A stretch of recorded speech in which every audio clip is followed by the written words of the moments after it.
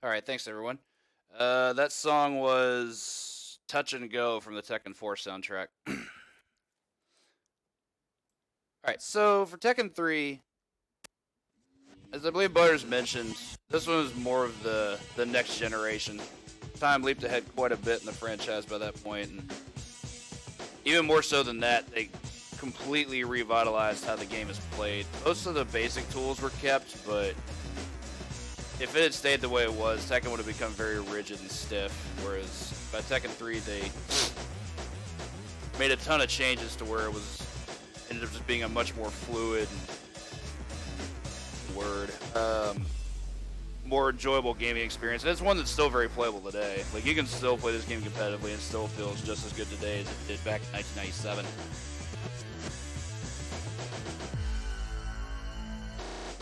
I love showing all these PS1 era graphics. Like, so blocky, but like, I'm not gonna act like this wasn't amazing once upon a time. And I didn't play the heck out of it.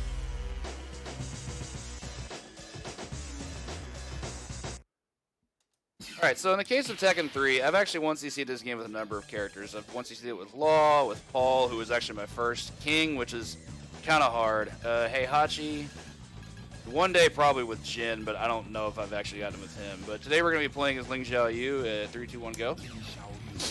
Definitely my most consistent 1cc character. There's only a couple of fights in the tower that can really give me trouble. Mina's normally not one of them, but okay.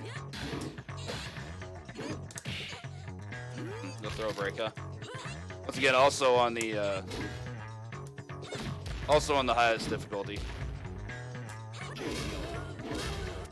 That definitely was not the loop I was trying to show. It's more like this. Oh man, they're tech rolling. This is not normal. You're playing correctly. This is weird. There we go. So you do the high kick and the knockdown and the step kick.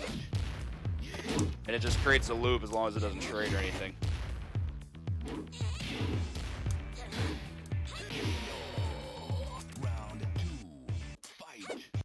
Believe it or not, Eddie presents most of the problems that I have when I play other characters. With Zhao, it's kind of just business as usual.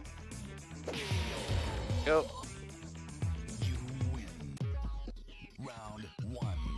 Well, it's generally pretty easy up early.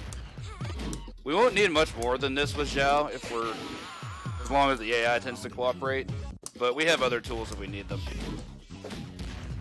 I also like to give a big shout out to Shardell. He's a Tekken speedrunner who taught me the strat for the Tekken 3 PS1 run. Really strong.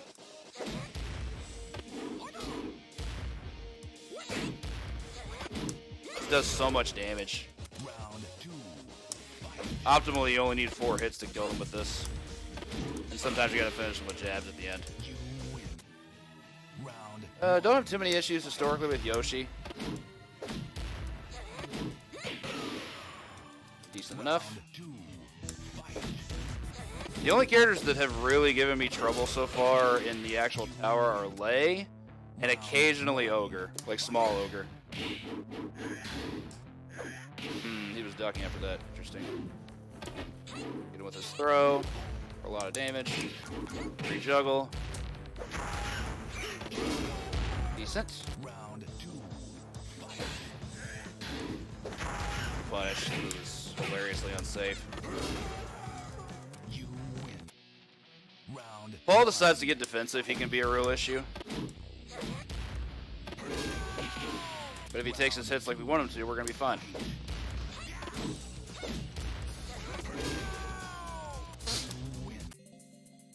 Similar with King. Defensive King is scary, but not less so.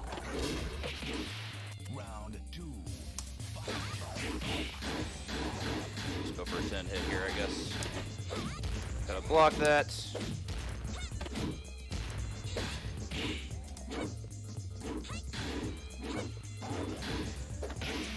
There we go. Alright, so Heihachi has given me some issues in the past. He's similar to how he is in Tekken 1. His damage output is extremely high, but he's a lot more prone to just get hit by stuff like that.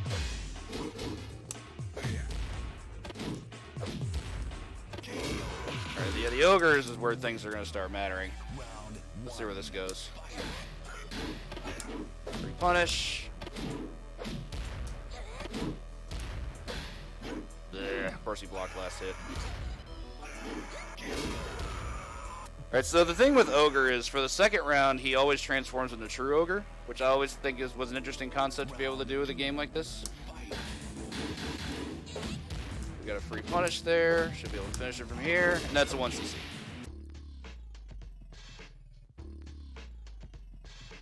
Not too terribly bad. You're gonna get a music skip here, but that's just because that's how emulators are.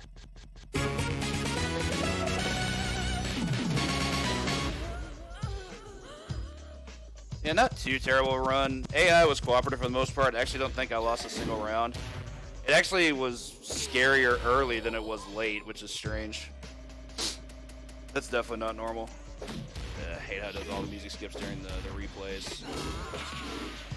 Kind of annoying. Here we go again. Alright, I'll go ahead and just reset on that so no one has to listen to that nonsense. And just for proof, there it is. Difficulty level on the actual hardest. Go ahead and exit here. And there we go.